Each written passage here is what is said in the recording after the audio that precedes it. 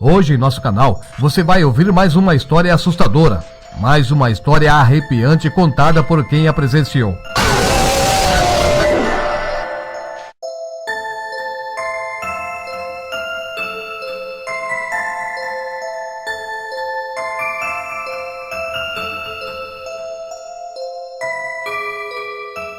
Numa noite, quando Edi retornou para a casa dele, após abrir a porta e entrar, virou-se para fechar novamente o limiar pelo qual ingressou.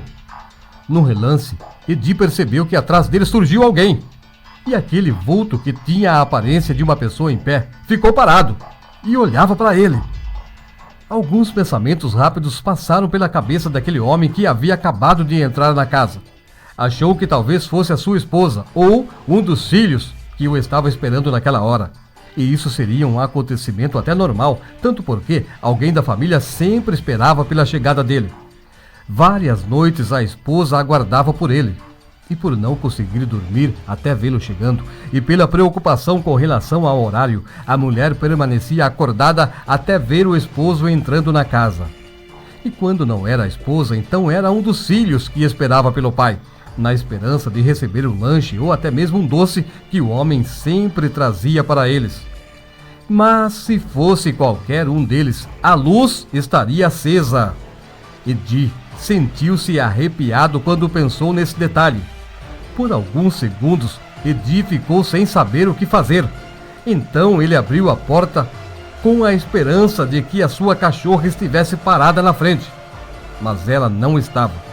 E quando ele voltou-se para encarar aquele vulto parado atrás dele, sentiu vontade de gritar para acordar a família, porque aquele ser não era uma pessoa, aquilo era um espírito na forma de gente.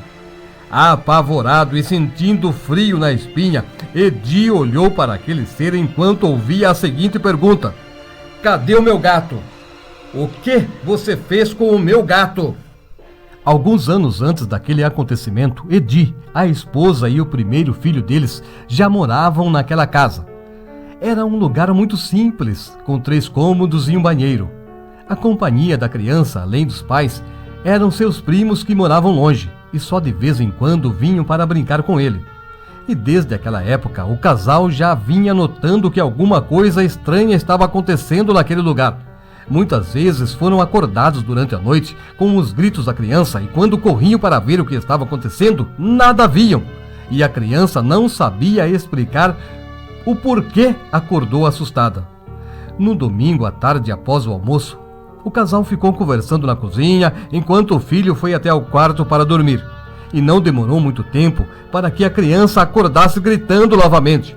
Edi e a esposa correram até a cama do filho e viram ele sentado olhando para a parede. Então perguntaram a ele o que tinha acontecido, e o filho respondeu que tinha visto alguma coisa se movendo dentro do quarto.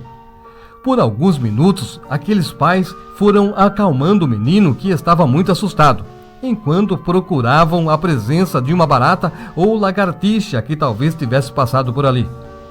Os familiares de Edi e também da esposa dele são cristãos, e quando souberam daqueles acontecimentos, vieram até a casa deles e fizeram oração alegando que havia ali uma presença sobrenatural. E era isso que estava assustando o menino. Alguns amigos também vieram oferecer ajuda com suas preces, e depois que iam embora, aparentemente a tranquilidade reinava naquela casa, mas era só por alguns dias.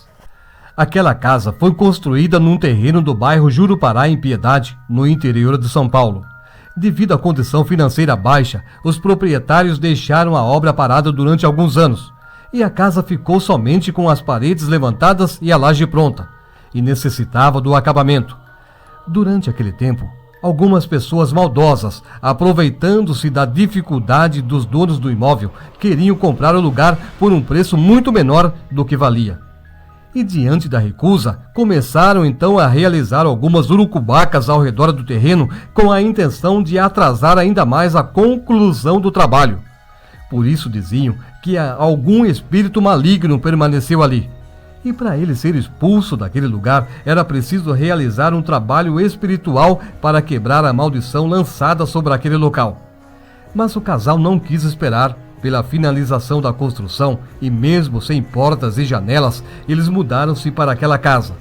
E usando o dinheiro que conseguiam economizar, foram finalizando o reparo. Sem saber o que acontecia atrás da cortina da noite durante a ação das pessoas invejosas, o casal se instalou naquela casa. Edi foi orientado a cercar a propriedade, mesmo que fosse com arame farpado, para protegê-la contra os malfeitores. Ele não sabia que estavam falando sobre os feiticeiros que queriam aquela casa. Durante uma madrugada, enquanto a cachorra estava latindo, Edi caminhou até o quintal e viu 4 pessoas, sendo 2 homens e 2 mulheres, fazendo um tipo de oferenda que ele não entendeu no momento.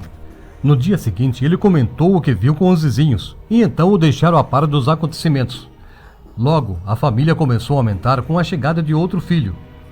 Quando aquela nova criança completou 3 anos de idade, ele pediu um animal de presente, alegando que o irmão tinha uma cachorra e ele queria um gato. E foi durante uma noite de sexta-feira, depois que algumas pessoas realizaram uma nova urucubaca nos arredores do terreno, que um gatinho apareceu miando na porta da casa. O menino estava acordado e ouviu o gato miando. Então ele levantou-se e correu até a porta, pedindo para que o pequeno animal fosse recolhido.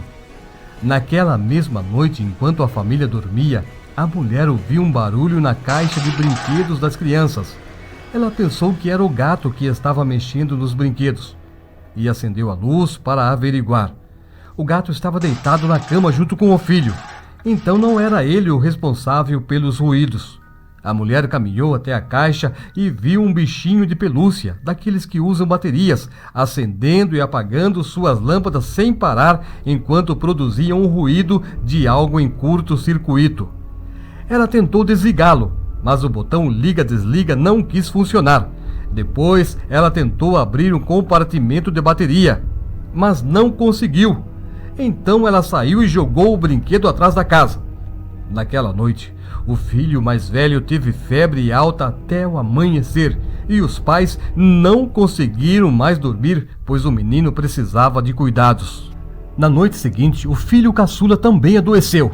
De manhã, a mãe o levou até um posto de saúde e durante alguns dias, o médico tomou as providências para tratar a saúde da criança. E quando os papéis com os resultados do exame chegaram, o médico viu que o menino sofria de um tipo de alergia a pelo de animais. Então perguntou se havia algum animal ficando próximo da criança. E com a resposta, descobriu que o mal no menino era causado pela presença do seu gato. Assim, o médico aconselhou a mãe a desfazer-se do animal.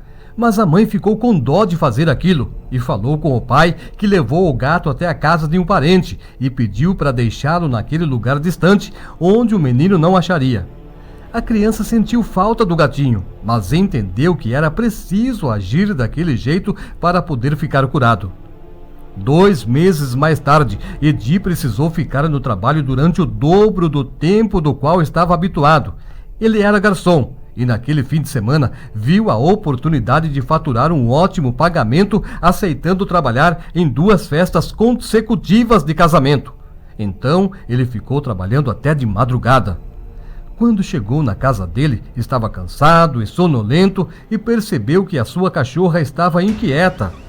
Ela estava choramingando e encolhida num canto da área da casa. Ele a chamou pelo nome e ela veio. A cachorra não estava com sede nem com fome. Havia água e comida na vasilha dela. Mas então o que estaria incomodando? Aparentemente, ela não estava doente. A cachorra quis subir no colo do seu dono e ele a carregou até a casinha onde ela dormia. Edi sentou-se ao lado dela por alguns minutos. Depois levantou-se e foi até a porta da casa. A cachorra o seguiu e estava chorando aos pés dele. Ela estava assustada com alguma coisa, que Edi não sabia o que era. Depois, ele abriu a porta e entrou na casa. Quase que instantaneamente, enquanto fechava novamente a porta, sentiu seu corpo todo arrepiado e um frio que subiu dos pés até a cabeça. Naquele instante, a cachorra correu e foi esconder-se atrás da casa. Edi ficou com a mão na fechadura da porta enquanto virou a cabeça para ver quem estava parado atrás dele. Era um garoto vestido com um tipo de roupa branca encardida de sujeira. Antes que Edi tivesse alguma reação, o pequeno demônio cerrou os dentes enquanto gritava com ódio: "Cadê meu gato? O que você fez com o meu gato que estava dentro desta casa?" O menino aproximou-se enquanto Edi sentiu algo sufocando-o. Era como se o garoto tivesse agarrado o pescoço dele. A falta de ar fez Edi cair. E o barulho da queda acordou a esposa, que veio correndo. Ela o viu caído com as mãos no pescoço. Ele estava sendo sufocado. Com muito esforço, Edi gritou: "Demônio! É demônio!"